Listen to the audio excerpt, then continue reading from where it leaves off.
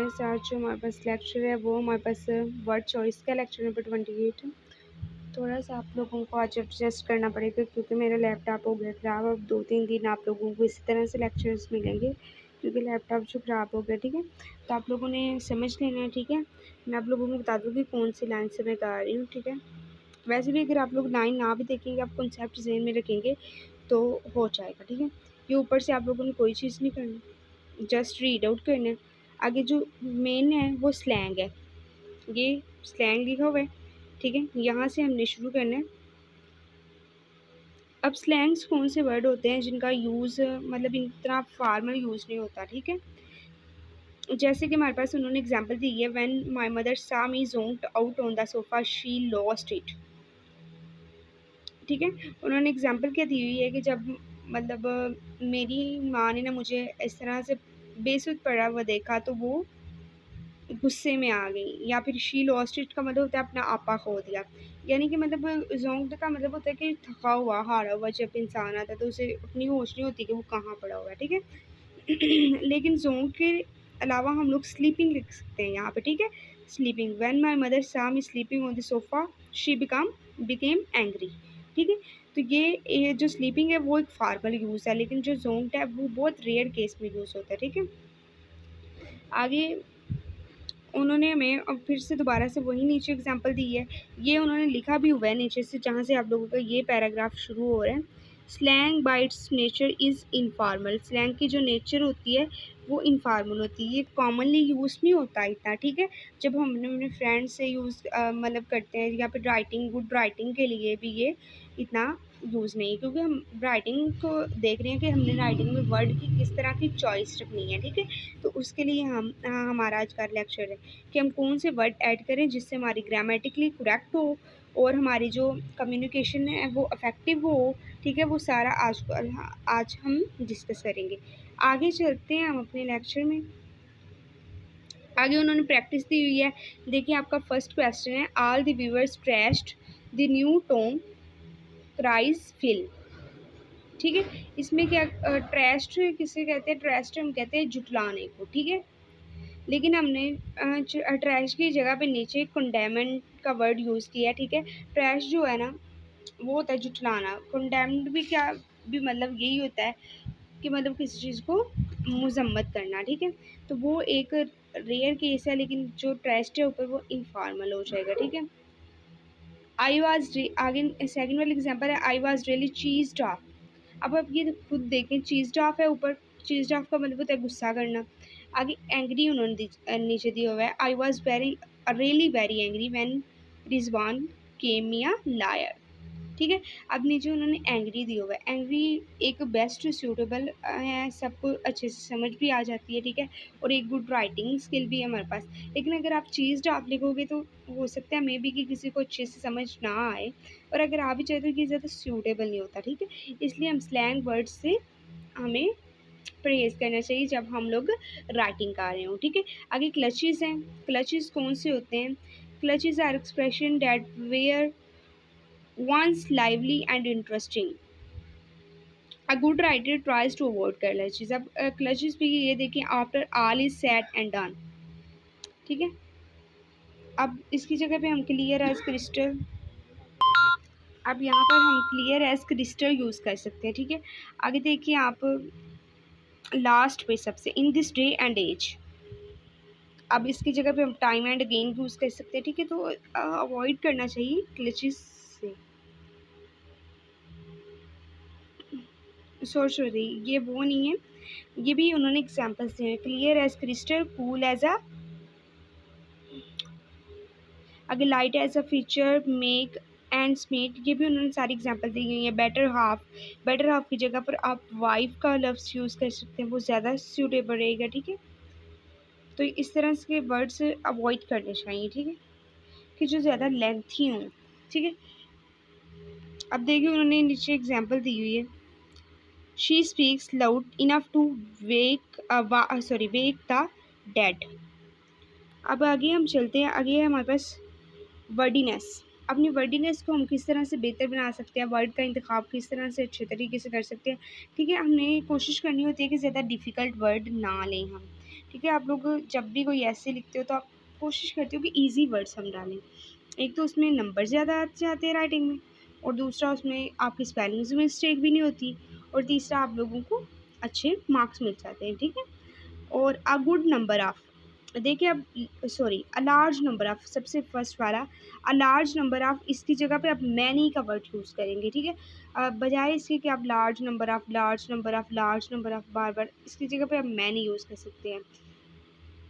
Few in number, few, इसकी जगह पे ओनली यूज़ कर सकते हैं। ग्रीन इन कलर, ग्रीन बस यूज़ कर सकते हैं। इन ऑर्डर टू यूज़ कर सकते हैं। इन माई ओन ओपिनियन, इसकी जगह पे आई थिंक यूज़ कर सकते हैं, ठीक है। इस तरह की शॉर्ट वर्ड्स कोशिश करनी चाहिए कि यूज़ करें हम। आगे उन्होंने एग्जाम्पल्स दी हुई हैं, ठीक है। जैसे my neighbours conversation is too gross farming, ये हमारे पास कम्युनिकेट की एग्जांपल्स हैं, ठीक है। कम्युनिकेट जब हमने करना होता है सेंटेंस को, वही हिसाब जैसे हमने वर्डीनेस किया हुआ है, ठीक है। हमने जब कम्युनिकेट करना है तो हमने कम्युनिकेट करना है तो हमने ये ध्यान में रखना है कि कोई वर्ड जो है वो इतना, हमारा सेंटेंस जो है वो मतलब इतना ज़्यादा ना पेचीदा ना हो, ठीक है, कि देखने वाले को समझ भी आ जाए और हमारा इतना लेंथी ना हो। जैसे कि मैं आप लोगों को इसमें एग्जांपल दूँ, my neighbours conversation is too gross farming, ये अब इसकी जगह पे हमने यूज़ किया my neighbours conversation is disgusting, ठीक है। तो ये आप लोगों ने यूज़ करना। आई होप कि आप लोगों को इसकी भी समझ आ गई होगी, ठीक है। आगे ये सारी आप लोगों को उन्होंने प्रैक्टिस दी हुई है, अगर आप लोग इसको काट लोगे तो ठीक है, ठीक है, वरना इसमें से आता नहीं है कुछ भी ख़ास, लेकिन आप लोग अगर करो तो ठीक है।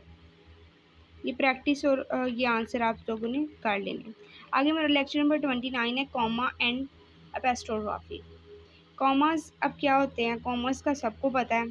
ये हमारे पास कॉमा का साइन है, आपको नज़र आ गया होगा।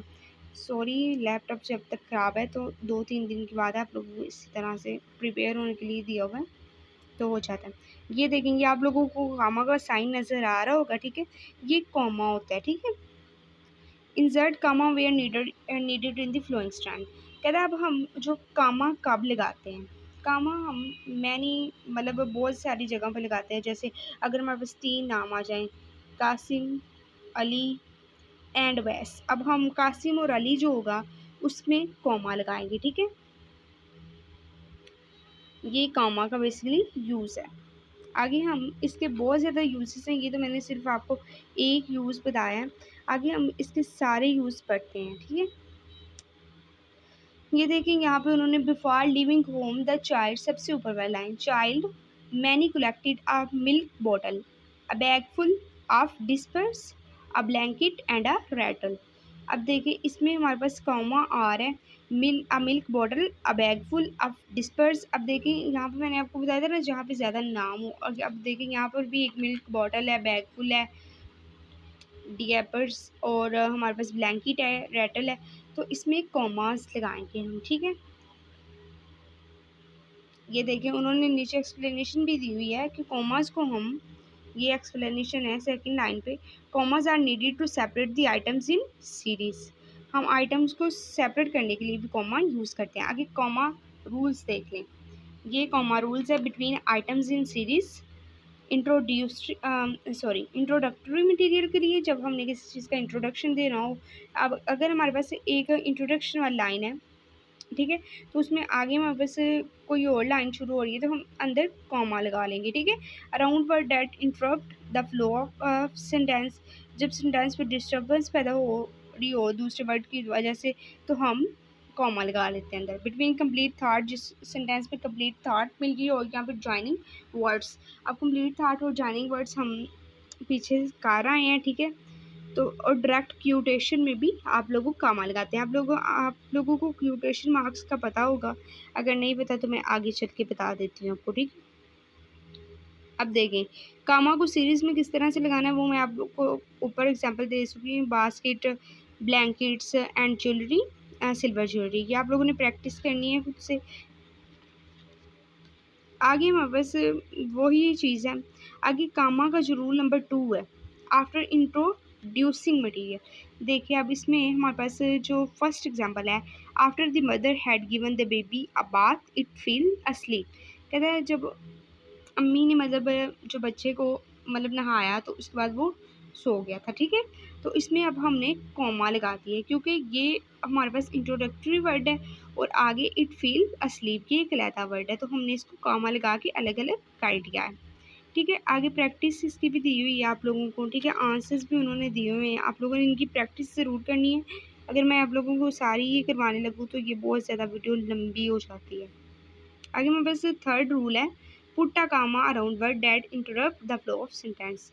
इंटरप्ट जब हमारे पास करते हैं, जैसे कि हमारे पास क्वेश्चन है, the owner of the house grumbling angrily came out of the house to claim his dog, ठीक है। तो अब यहाँ पे हमारे पास जो है ना वो एंग्रीली था, तो उसके बाद केम आउट था, तो हमने अंदर क्या लगा दिया, कॉमा लगा दिया, ठीक है। तो इस तरह से हमने कॉमा, जब कोई भी सेंटेंस को इंटरप्ट कर रहा हो, ठीक है, तो हम साथ में कॉमा लगा देते हैं। जैसे द कॉलेज, कॉलेज के बाद देखिए अब विच आ रहा है, विच जो है अगर हम लिखेंगे द कॉलेज विच इसी तरह से, तो ये इंटरप्ट सेंटेंस हो जाएगा, ठीक है। हमने इंटरप्शन खत्म करने के लिए अंदर क्या लगाया, कॉमा लगा दिया, ओके। जब भी कोई ऐसा सेंटेंस हो तो आप लोगों ने क्या लगाना है, कॉमा लगाना है। आप लोग प्रैक्टिस एक्सरसाइज करोगे तो मजीद के आप लोगों को ठीक। आगे comma between complete thought connected by जहाँ, जिस सेंटेंस में आप लोगों को कंप्लीट थॉट मिलती है या फिर जॉइनिंग वर्ड जैसे बट सो एंड, इसके बाद भी आप लोगों ने कॉमा लगाना होता है, ठीक है। बल्कि आप लोगों ने पहले इस जॉइनिंग वर्ड से पहले कॉमा आएगा, ठीक है। आगे हमारे पास जो फोर्थ है उसकी प्रैक्टिस एक्सरसाइज दी हुई है। आगे फिफ्थ है, कॉमा विद क्यूटेशन मार्क्स। अब ये देखेंगे ये आपको फर्स्ट पे मूव फास्ट, अब यहाँ पे आप लोगों को क्यूटेशन मार्क्स दिख रहे हैं, ठीक है। तो आप लोगों ने क्या करना है, इससे पहले कॉमा लगाना है। आप लोगों ने देखे द कोच शाउटेड, तो आप लोगों ने इसके पहले कॉमा लगा दिया। इसी तरह द स्टूडेंट सेड क्यूटेशन मार्क्स से पहले कॉमा लगा दिया, ठीक है। ये हमारे पास कॉमा का यूज़ हो गया, ठीक है। आगे इसकी भी प्रैक्टिस एक्सरसाइज उन्होंने दी हुई है, ये भी आप लोगों ने करनी है।